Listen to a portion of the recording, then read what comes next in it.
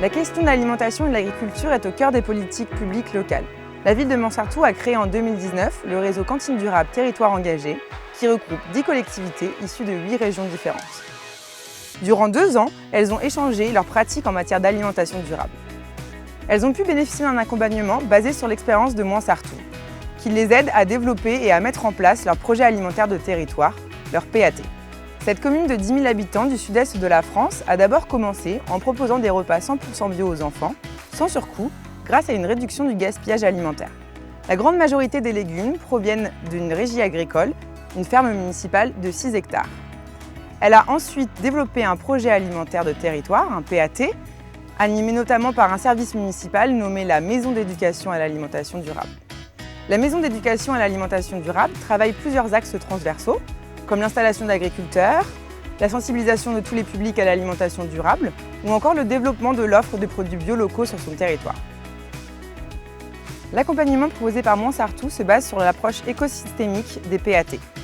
La commune a développé une méthodologie de travail qui se décline en 8 modules.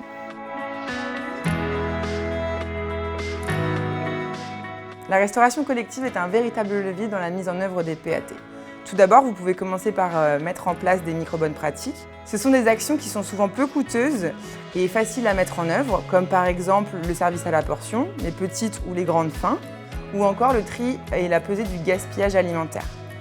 La réduction du gaspillage alimentaire et l'insertion de protéines végétales va permettre de générer des économies qui vont être réinvesties dans la qualité des denrées alimentaires. Donc aujourd'hui nous avons un menu végétarien, lasagne à base de lentilles vertes et légumineuses.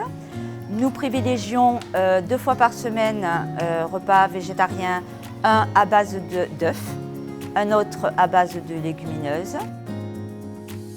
Donc toute cette pesée, elle a eu un effet pédagogique, un effet de constat de gâchis qui nous a permis aussi de mettre en place la récupération des déchets pour de la méthanisation, enfin trouver comment s'en occuper de ces déchets, qu'ils ne soient pas jetés pour rien. Notre but aussi c'est de le réduire, donc c'est de travailler sur les grammages avec le prestataire pour la rentrée et qui s'adapte, c'est-à-dire il nous livre moins, mais il nous livre meilleure qualité, plus de bio.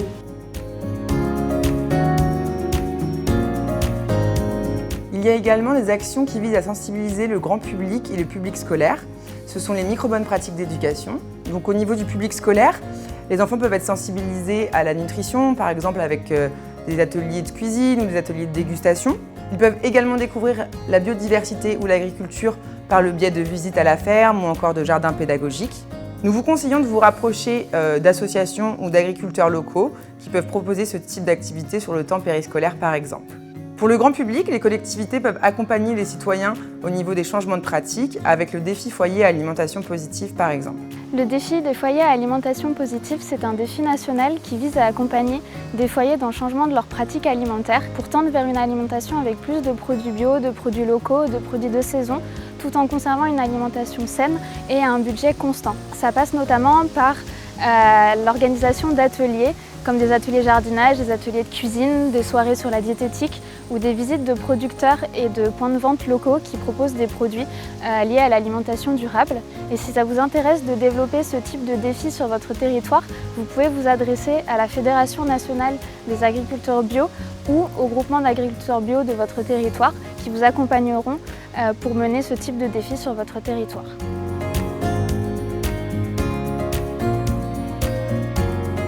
La commande publique est un outil central pour rendre votre restauration collective plus durable et soutenir l'activité des agriculteurs de votre territoire. Il existe plusieurs leviers dans les marchés publics pour favoriser une restauration de qualité bio locale, que vous soyez en gestion directe ou en gestion déléguée. En parallèle de notre appel d'offres destiné aux grossistes, rédigé de manière à atteindre nos objectifs EGalim en matière d'approvisionnement en denrées alimentaires, nous avons réalisé un sourcing en partenariat avec la Maison de la Bio du Finistère, afin de connaître les producteurs bio et locaux de notre territoire. Pour compléter ce sourcing et contractualiser avec les fournisseurs en circuit court, nous nous appuyons sur la plateforme AgriLocal 29, plateforme développée et gérée par le département du Finistère. Pour le renouvellement du marché de la cantine scolaire, la commune de Saint-Vallier a travaillé sur 2 axes principaux, la qualité des repas et la qualité de la prestation de la collaboration avec les prestataires. Les produits utilisés sont 70% bio pour les légumes, les fruits, et pour tout ce qui est viande et poissons, c'est seulement des produits labellisés.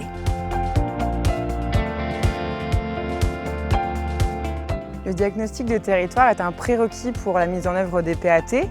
Il peut porter sur les besoins et l'organisation de la restauration collective, ou alors il peut étudier les besoins des habitants ou les ressources du territoire en produits bio locaux, ce qui va permettre en fait de mieux connaître les habitudes d'achat des ménages ou alors de mieux connaître aussi les circuits de distribution des producteurs locaux. À la suite de ces diagnostics, les collectivités peuvent mettre en œuvre des actions pertinentes. Par exemple, elles peuvent installer un marché de producteurs bio locaux ou encore favoriser l'émergence d'une association de maintien à l'agriculture paysanne. Les consommateurs vont avoir directement accès à des produits locaux de qualité. Et pour les agriculteurs, c'est un soutien important parce que les agriculteurs bio sont quand même souvent dans une situation plus fragile au vu dernièrement. Et ce soutien est quelque chose qui leur permet d'avoir accès à un marché qui est sécurisé. Entre bénévoles, on s'est réparti des tâches, on a créé ce bureau, ce collectif, et avec le soutien de la commune qui a pu nous proposer entre autres ce local. On a pu démarrer en mars.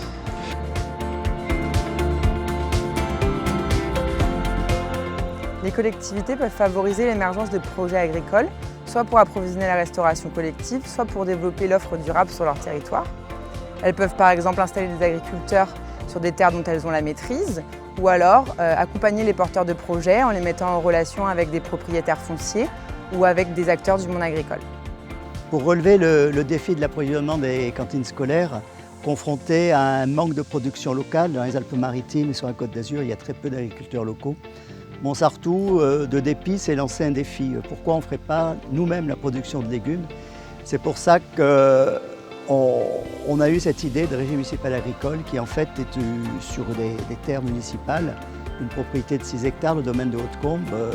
On a salarié 3 agriculteurs qui produisent des légumes à hauteur de 96% des besoins que mangent les enfants chaque jour à la cantine. C'est 25 tonnes de légumes. Nous sommes fixés ici à Saint-Vallier l'objectif de réouvrir des terres à l'agriculture, donc sur du terrain communal. Donc nous avons déjà installé des jeunes agriculteurs sur une ferme à Nance en ouvrant 50 hectares. Et ici, sur ce terrain, 3 hectares vont être exploités prochainement par un couple d'agriculteurs.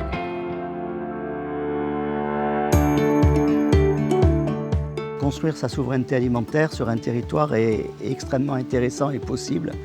C'est-à-dire qu'on définit ce que l'on veut manger en termes de qualité, en termes de mode de production. On définit d'où est-ce qu'on accepte que vienne l'alimentation, c'est-à-dire qu'on peut définir un rayon géographique presque par produit pour s'approvisionner au plus près. On définit aussi quel régime alimentaire, quel équilibre nutritionnel on souhaite avoir dans nos repas, et notamment la tendance actuelle, c'est aller vers un régime alimentaire moins carné, avec plus de diversification des protéines. Et le dernier point qui est important aussi, c'est on définit avec quel mode d'échange économique on va construire cette souveraineté alimentaire et comment on peut mettre en place des modes d'échange qui permettent aux agriculteurs de vivre de leur métier et que nous, on accepte de leur payer une juste rémunération de leur travail. Un exemple d'action qui a découlé de la construction de la souveraineté de Montsartou, c'est le travail sur notre plan local d'urbanisme. On a défini qu'on voulait manger le plus local possible et donc il fallait qu'on développe plus de terres agricoles pour installer des agriculteurs. C'est comme ça qu'en 2012, on est passé de 40 à 112 hectares classés agricoles dans les documents d'urbanisme. Pour être mené à bien, un projet alimentaire doit être piloté, il doit avoir des objectifs clairs et on doit y associer un nombre d'acteurs. La gouvernance alimentaire peut se faire à différents échelons, en interne de la collectivité, par exemple en mettant en place un comité de suivi. Cette instance doit regrouper des services transversaux comme par exemple la restauration, l'enfance, l'urbanisme ou la culture. Plus largement, on peut mettre en place un comité de pilotage. On va y associer des acteurs locaux ou des partenaires, comme des organismes du monde agricole, des associations, des institutions, des financeurs.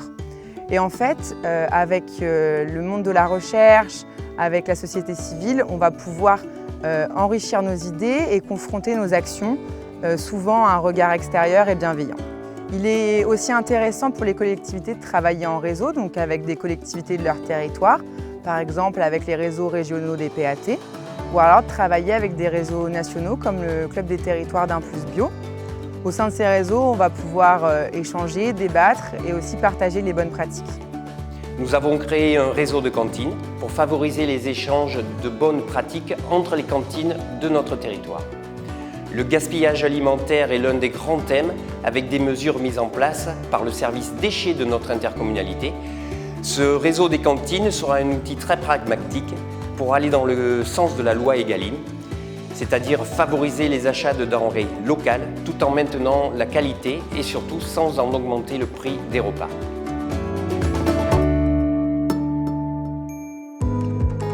L'objectif de ce module est d'introduire la thématique de l'alimentation durable dans les événements culturels, que ce soit dans des événements dédiés comme une foire agricole ou dans des événements plus éloignés comme la fête du livre.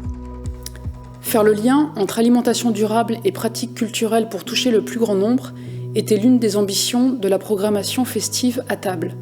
Prévue pour se dérouler d'octobre à décembre 2020, elle mêlait des expositions, des rencontres, des spectacles autour de l'alimentation. De la même manière, le stand itinérant du PAT, que l'on peut retrouver sur différents événements festifs de la commune, nous permet d'aller au plus près de la population et d'échanger sur le PAT. Notre volonté est qu'à terme, les citoyens s'emparent vraiment de ce projet et s'engagent dans sa gouvernance. En conclusion, je dirais qu'il faut savoir être ambitieux, il faut savoir avoir des objectifs extrêmement forts, parce que c'est cette volonté forte qui sera le moteur de développement d'un projet. Et j'engage donc chaque collectivité à se saisir de cette compétence alimentation, qui n'est pas une compétence habituelle et légale, je dirais, des collectivités, mais qui est une compétence qui répond à une vraie attente sociétale, une vraie attente des citoyens de nos territoires. Donc saisissez-vous de cette compétence alimentation et menez des projets alimentaires territoriaux très ambitieux.